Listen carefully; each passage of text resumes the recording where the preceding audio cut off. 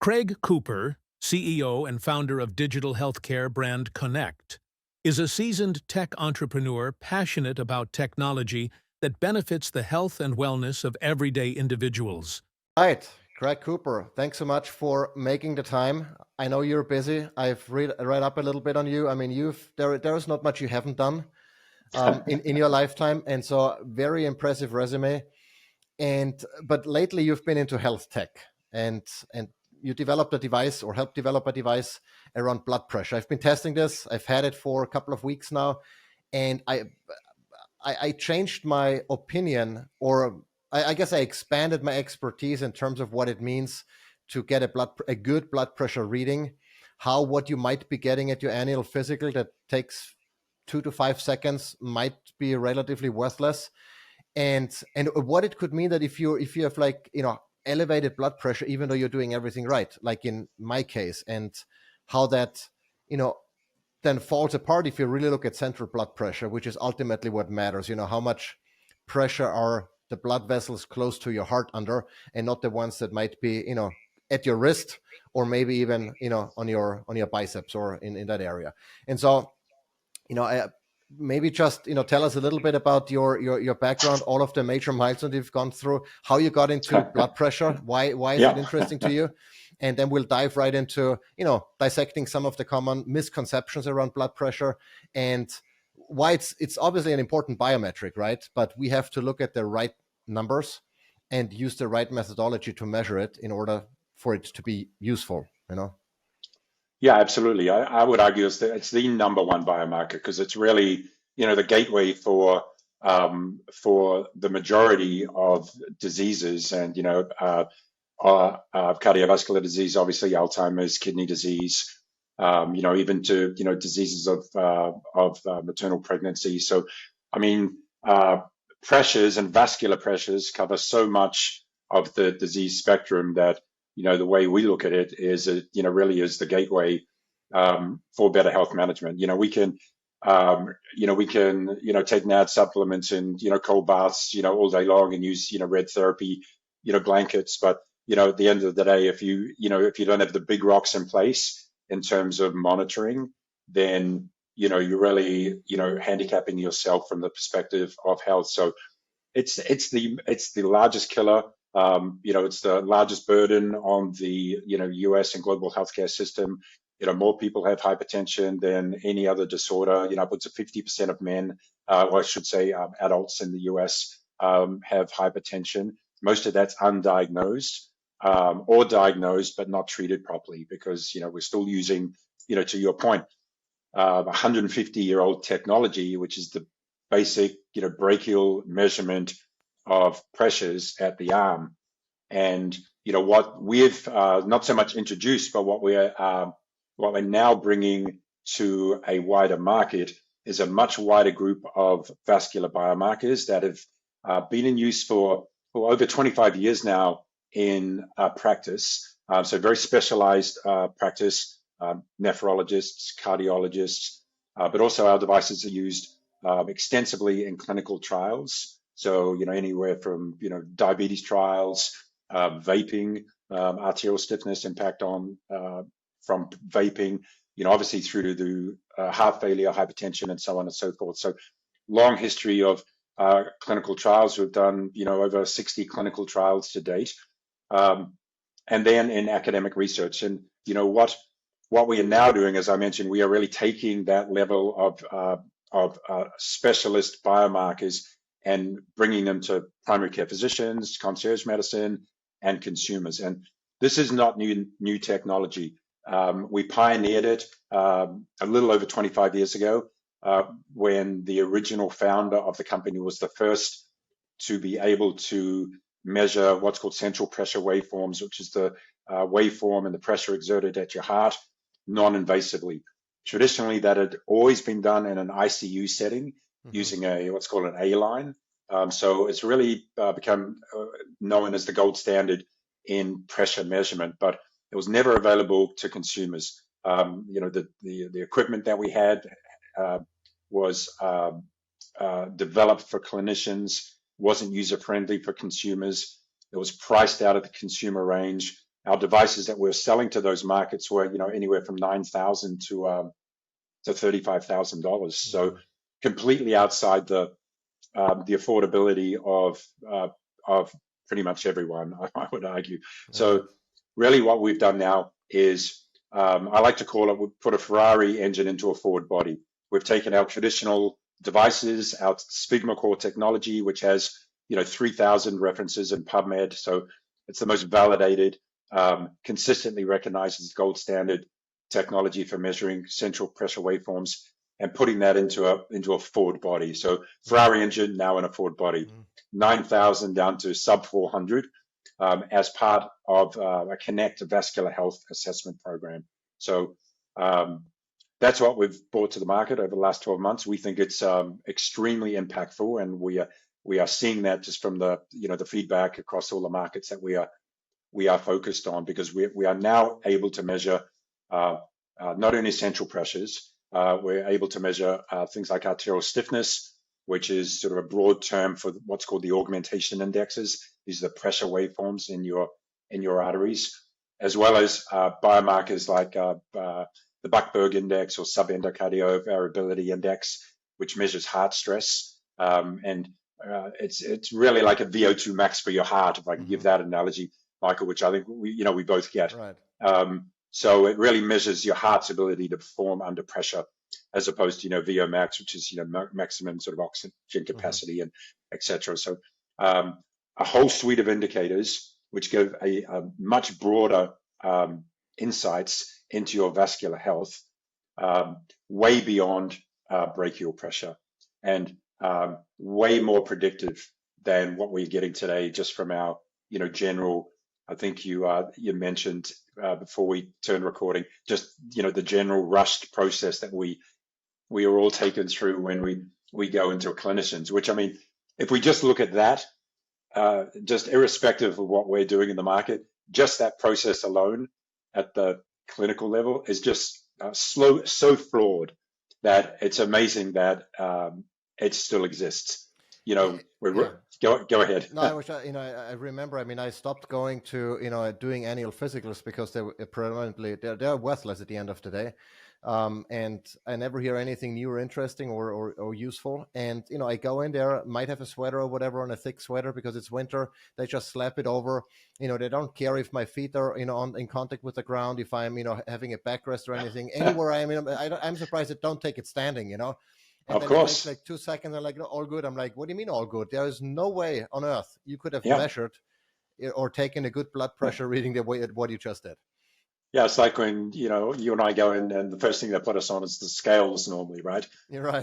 We've probably had 3 or 4 pounds of breakfast. We've got our boots on and a couple of jackets, and I just feel like stripping off every time. It's just irrelevant.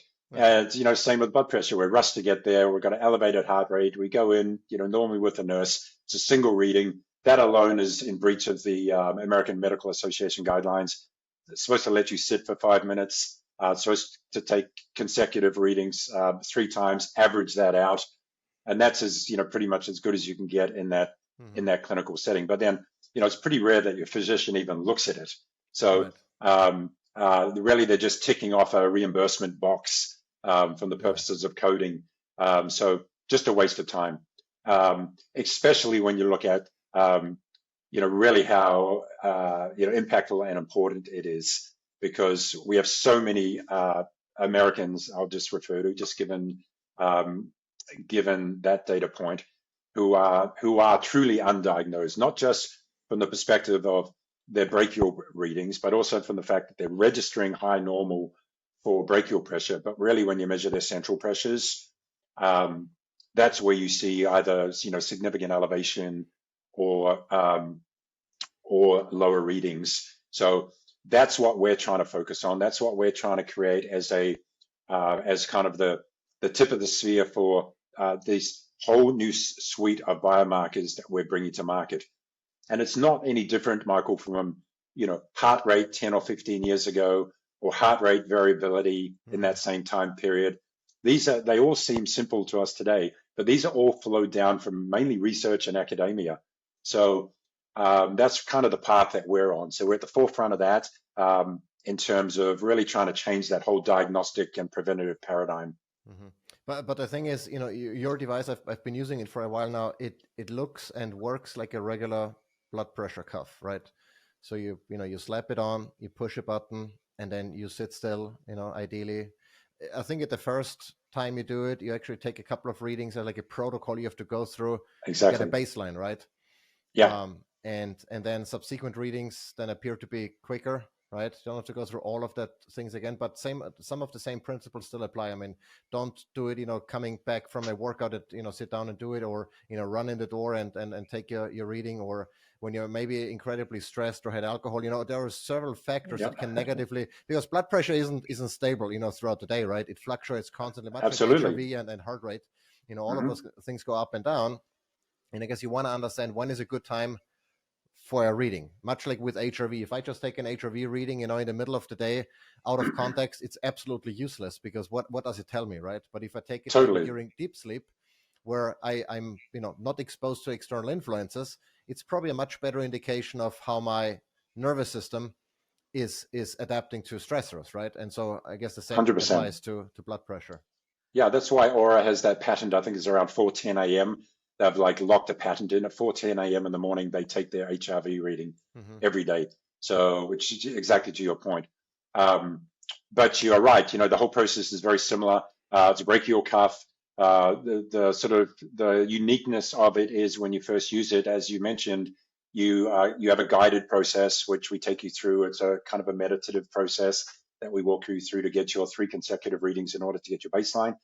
Then you'll experience the cuff, which is unique. We inflate once in order to get a brachial reading, but then we reinflate and we just hold a very light pressure on the cuff, just subdiastolic, in order to get the central pressure waveform. And really, that's the reading of the pressure waves of your artery.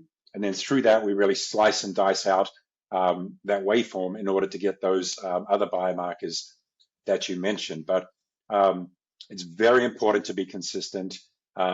Important also, as you mentioned, to do it at the same time every day.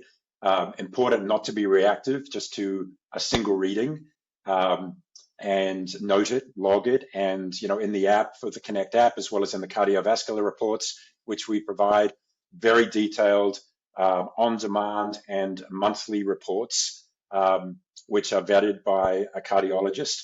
12-page report on a monthly one, and you can get a little bit shorter for the on-demand report.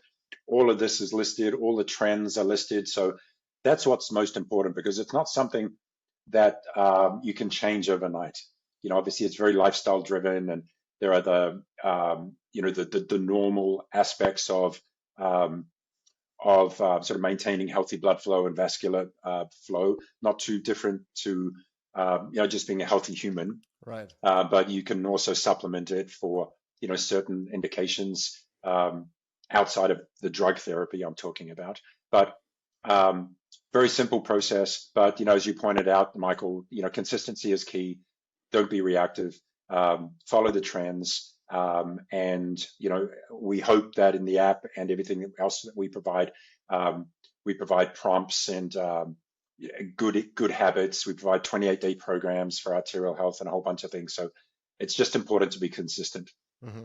Now, when I alluded to it in the beginning, anytime, like from back in the days when I still went to, got my annual physical, and I would go there and my blood pressure would be, let's say, I don't know, 130 over 85. And I'm like, that's odd. So I bought a cuff and I kept doing readings at home to kind of figure out what is my trend and not just at one-off reading. And even though my averaged out numbers then were, somewhere in the low 120s to, high or mid 70s diastolic, I'm like, okay, I'm fine, but I'm like, shouldn't my blood pressure be even lower considering everything that I'm doing to maintain optimal health, or at least to the best of my knowledge? And I couldn't really figure out what else I could be doing differently, right? And then I started using your device, the CONNEQT, and I saw then, okay, well, my central blood pressure is actually in the, 115 over, I don't remember what the exact numbers were, but significantly below what my brachial blood pressure. So maybe let's talk a little bit about what could cause that difference between, because shouldn't the blood pressure, if it's centrally low, shouldn't it be the same in the extremities? And if not, why is that? What, physical characteristics could maybe be at play? Is it, is there I don't know, muscle volume, or who knows what else Yeah, there could be at that play? can, yeah, that can absolutely be a part of it. But a lot happens between the heart and the peripheral arteries. Mm-hmm. The reflected waveform, and traditionally, brachial systolic is usually higher than central systolic pressures. Mm-hmm. I mean, that's just a nature of physiology. And systolic pressure increases, and really diastolic pressure normally decreases from the aorta through to the peripheral arteries. So there's a lot going on. The wave reflection, your level of arterial stiffness. So this is why we have to sort of look at a whole suite of parameters. For example, your augmentation indexes may be high, but your central pressures may be normal, and there's a physiological reason for that, which we explain in the app in your cardiovascular report if that presents itself. Same with pulse pressures. So the important thing is not to be fixated on your brachial pressures, which can change on an hourly basis and day to day. The important thing is trend lines based on more predictive central pressures, which are more indicative of cardiovascular risk and all-end cause mortality, not just from the perspective of cardiovascular disease, but for vascular diseases of the brain, of the kidney. And if you're pregnant, for example, your potential for maternal hypertensive disorder of pregnancy, most specifically preeclampsia. So that's really where we're trying to get people to think, and because we make fun of it. You don't die of an arm attack, you die of a heart attack. So you really should be measuring where that counts. Right. I read the other day, I don't know where it was, that maybe 50 years ago, what was considered normal blood pressure was different than what it is today. And I've seen the same with many other, like, normal testosterone ranges. They kept going, or getting lower and lower and lower, because the average in the population, the testosterone levels in men at least, has been dropping and dropping and dropping. Now, normal range and optimal range are two different things in many cases, right? How do you see that with blood pressure? Is there a major concern if your central blood pressure is, maybe on the higher end, what would be considered normal, even though it was maybe normal 50, well, I don't know that we measured central blood pressure 50 years ago, but, back in the days, have you seen that shift in normal ranges, and what's your take on that? Yeah, centrals remain pretty standard. Brachials shifted around a little bit, just in accordance with AMA guidelines. But I get it, like testosterone, I think we both have sort of, similar sort of athletic loads, and testosterone is a huge sort of biomarker that we both follow. I mean, we have, our levels today epigenetically are, 20% less than our fathers at the same age. So, it's kind of an epidemic, and a lot of it could be, transgenerational epigenetics. So that could be reflected both, from the point of view of our hormones, as well as from the perspective of our vascular health. And we also see the impact of toxins and mold exposure, environmental toxins, and so on and so forth. So all these things are sort of floating around and sort of percolating through to the medical authorities who set these guidelines. But that's a slow drip, right?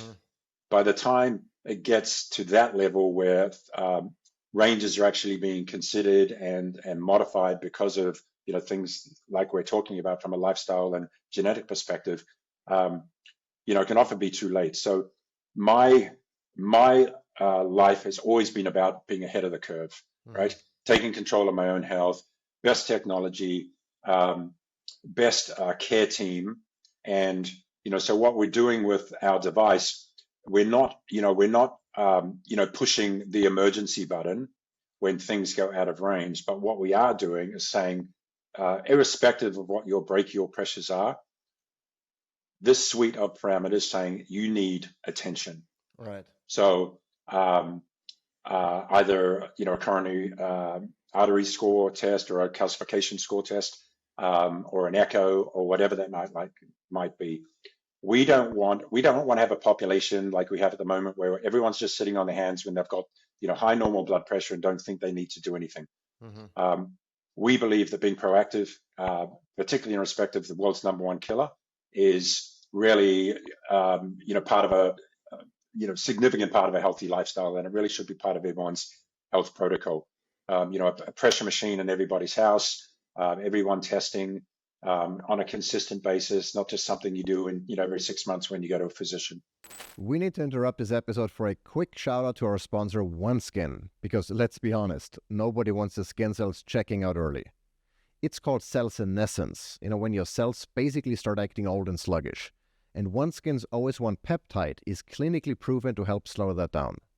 Plus, it's free of those nasty chemicals you'd rather not have hanging around. If you're ready to give your skin some extra love, head over to oneskin.co, that's ONESKIN.co, and use code MKUMMER for 15% off. Now back to our regular scheduled program before any more cells decide to retire. You said something interesting. People need to take their own health, under control and be more proactive and knowledgeable at the end of the day. Don't just trust what your doctor, tells you. I mean, I think this is a little bit of a kind of a dicey topic, because I'm very much, I don't believe anyone, doesn't matter what degree or title that person has, because most of it, based on my experience, is BS, right? Or half-truths or lacking nuance and context. And so I like to find out for myself. At the same time, there are still a lot of people who just trust what the person in the white coat says, right? Whether 100%. or not it's true or not. But with devices like yours, where I can I can measure significantly better what my cardiovascular health is than if I went to my doctor, right? Simply because of they use old technology, I have newer technology. How do you see this evolve in the future, in the next 5 to 10 years? Is something like this, and then all of the other things that we, now we can, get our blood work by just signing up online. Someone comes to the house and I get like a blood panel significantly more detailed and less expensive than I would get if I went to my doctor. What do we need doctors for? I mean, is this kind of replacing your primary care cardiologist, at least from a prevention perspective and detection perspective? What's your take on that? It's funny, I just got back from the Global Health Forum in New York this weekend, and it was kind of 90% MDs. And the week before, I was at the health conference in Las Vegas, and it was kind of 90%, wellness entrepreneurs and and wellness physicians, functional medicine doctors. Mm-hmm. And I mean, it couldn't be more of a bizarro universe in terms of going from one to the other. On one hand, on the doctors this weekend, we had a number of sessions on AI and healthcare and the role of the primary care physician. They kind of seem to be living in another world, Michael. They can't really see what's coming. Mm. It was just, I'm sitting in my seat thinking of my namesake, Martin Cooper, who's not a relation to me, but he was the CTO at Motorola. And back in the 80s, when they first started developing mobile phones, Michael, who was in charge of the program, told basically the world that this was going to be a very niche business, and they're only going to sell 100,000 units. So, why should they focus on it? I'm just sitting in the audience, just thinking, I can just see this whole crowd just being run over in the next 5 years. And look, that's not all MDs, but I mean, really, there's a disconnect between the traditional primary care physician and this whole new, paradigm of health, which is part health at home with devices like ours, and into a less medical perspective, or Whoop continuous glucose monitors. I would obviously put in the same basket as what we're doing, but there's this whole new sort of diagnostic, preventative care protocol that's being developed with all the functional medicine doctors, all the influencers, the certified licensed ones, and the ability to basically have health at home. Everything from blood tests to blood pressure monitoring.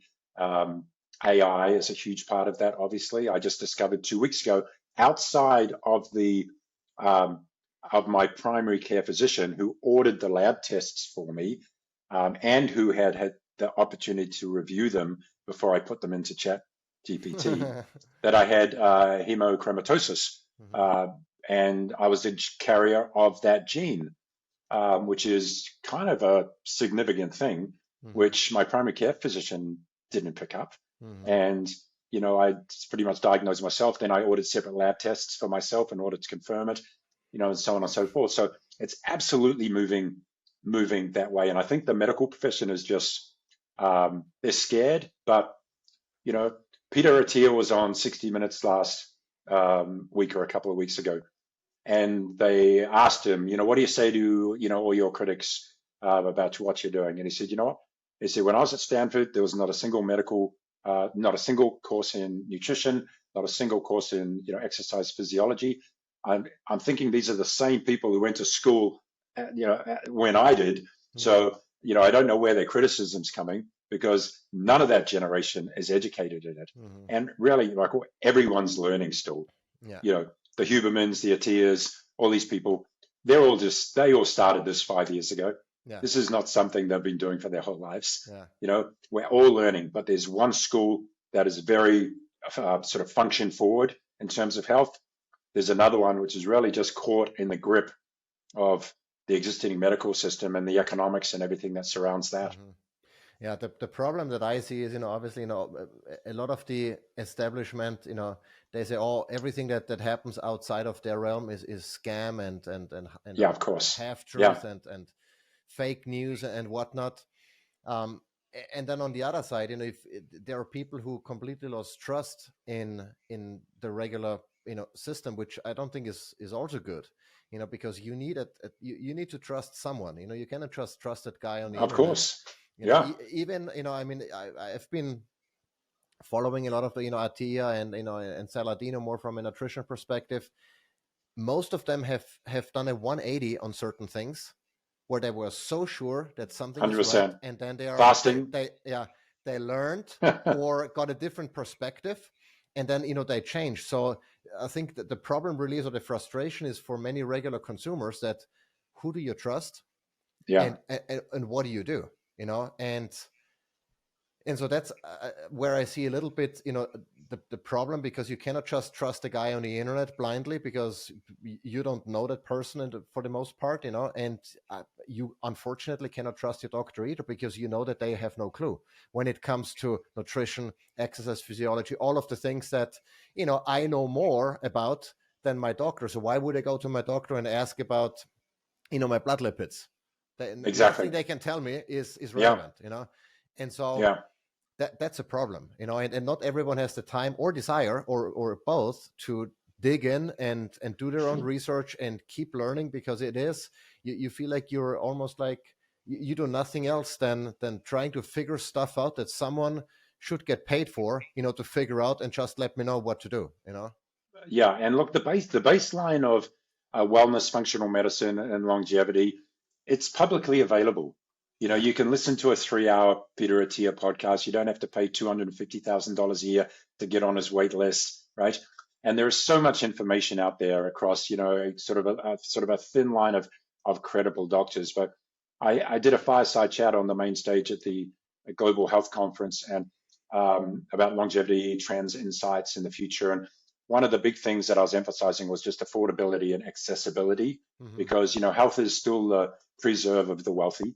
It's across all socioeconomic indicators, and we just have to be careful that we're not expanding that gap by creating the impression that in order to be healthy, you have to have a concierge medicine doctor, you have to do an MRI, $1,000 MRI, $500 functional tests. When I was researching that, a shocking metric was that 59% of American adults don't have $1,000 in savings.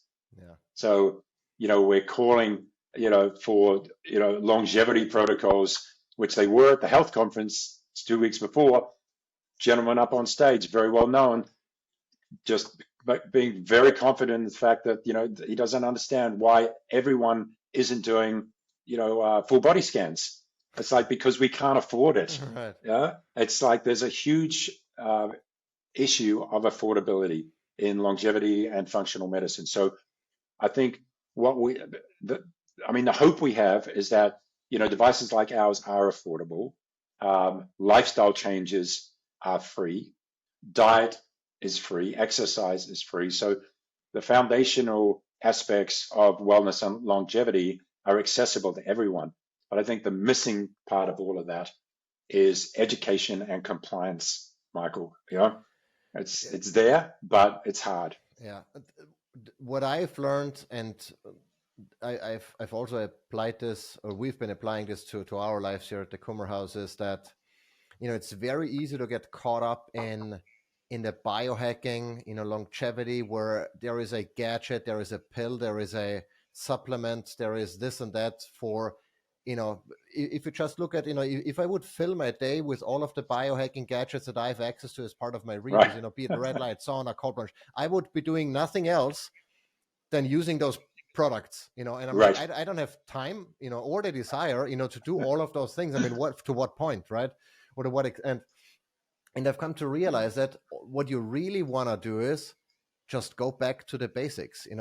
I think that the main problem that we have in our modern society is that we want to live this ultra modern life while at the same time holding on to the ancestral health framework that humans have been enjoying for a very long time before we had blue light blocking glasses and red light therapy panels and continuous glucose monitors. We didn't need them because our lifestyle prevented us from doing a lot of stupid things. Exactly.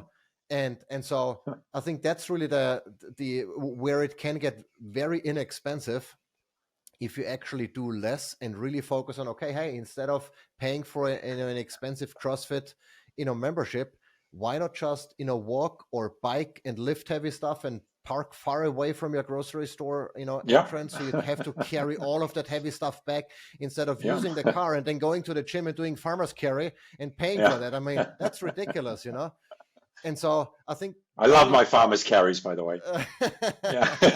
Yeah, so do I. But I've come to realize that if I just don't take the cart, but hold all onto the bag, I do it all the time. 200 meters.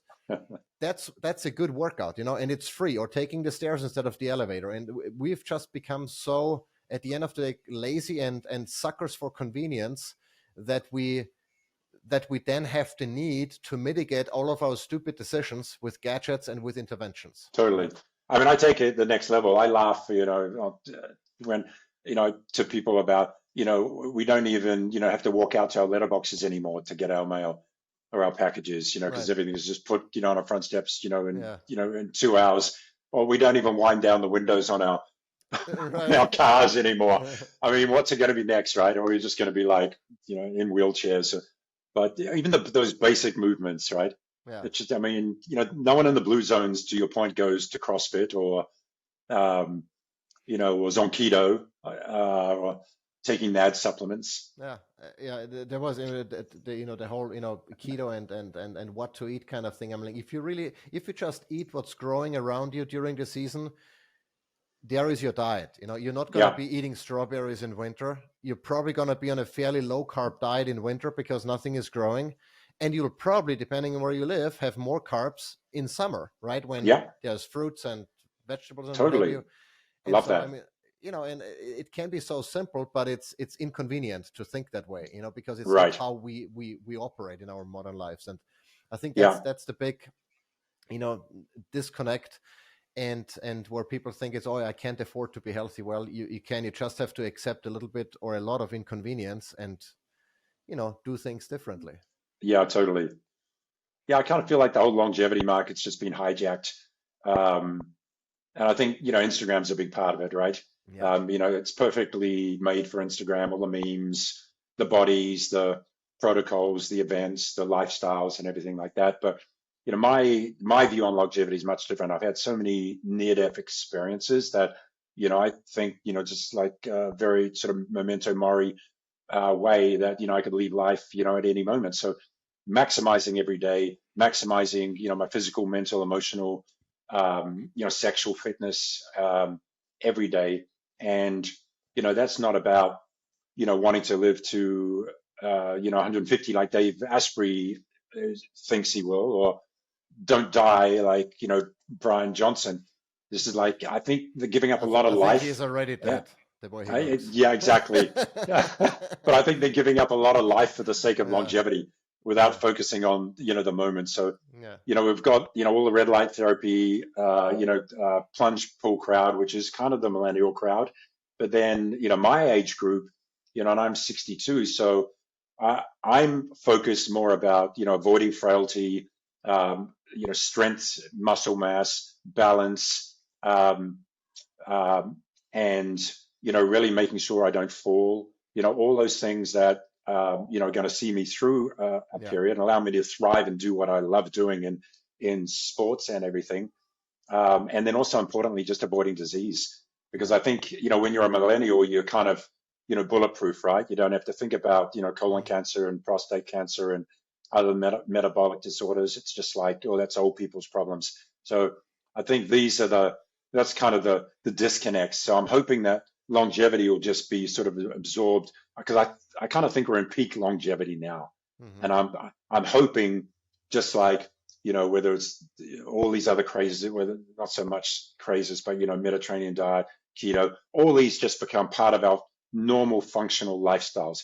So it's not like a thing or a trend or anything. It just becomes really normal, right? yeah. That's what we're all trying to do: optimize our health, not health span, lifespan, just optimizing our health. Yeah, yeah, no, I totally agree. So, what is it, beside taking care of your blood pressure, that you do specifically? You mentioned, so you lift weight, you work on balance, is what I hear. Yeah, I do a lot of weights. I weight train pretty much every day. I try and alternate a sort of cardiovascular session every second day, mountain biking, maybe doing some VO2 max sprints on the beach, hiking with my wife. But really, weight training, I kind of try and do it every day. I do a lot of swimming now, even though, it's not good for my bones, but I've been doing some ultra distance swimming. I just finished swimming the length of the English Channel in Greece last month. So I swam around an island in Greece. So I just keep moving is the message, Michael. We've got all these longevity indicators that, Dr. Gabriel Leon, muscle mass, David Sinclair, insulin resistance, Dr. Amen, pickleball is the greatest predictor of longevity, right? Andrew Huberman, muscle mass, Peter Attia, I think VO2 max. There is no one thing, right? So, there's just a lot of things, but the number one most studied thing is, based on the NHANES study with NIH, which came out last year, 25,000 people over a 15-year period, is movement, right? To your point, I'm the same. I don't drive to Whole Foods. I'll walk there and I'll carry two, 15-pound. It's not heavy, but weighs up over a mile. Back home. Everything is a movement throughout the day of some form. So that's what I try and incorporate. I think that's, if we can at least start there, then, that's a great start. Yeah, no, I totally agree. So let's maybe circle back to the CONNEQT device a little bit. So it's available to consumers. Anyone can buy it online, I suppose. You said less So than you go $500. to, yeah, thanks for highlighting that, Michael. You can go to connecthealth.com. That's CONNEQT, health.com, connecthealth.com. It's an RX device, so it needs a prescription, but that happens seamlessly behind the scenes when you order. It's instantaneously. It's taken care of by our telehealth provider. So it's just like checking out on Amazon. And, you'll get it shipped within the hour. And, as you say, when you get it, it's a very, very, intuitive, friendly process to get you set up. It's all driven by our app, which takes you through the process. And then, you're set for a, period of self-monitoring and your reports and assessments, and really managing and monitoring what's the number one driver of disease. So yes, available now. We started selling in February this year. But as I said, it's interesting. You pointed out before about doctors, because this technology is so far ahead of MDs, right? Even though it's been in 60 clinical trials and been used by cardiologists since since the year 2000, actually. You go in most of the, well, I wouldn't say most. We do get comments back. I took it to my cardiologist. He said, I don't need to worry about those parameters. And we said, okay, fine. Why don't we just send you a PDF to take to him next time?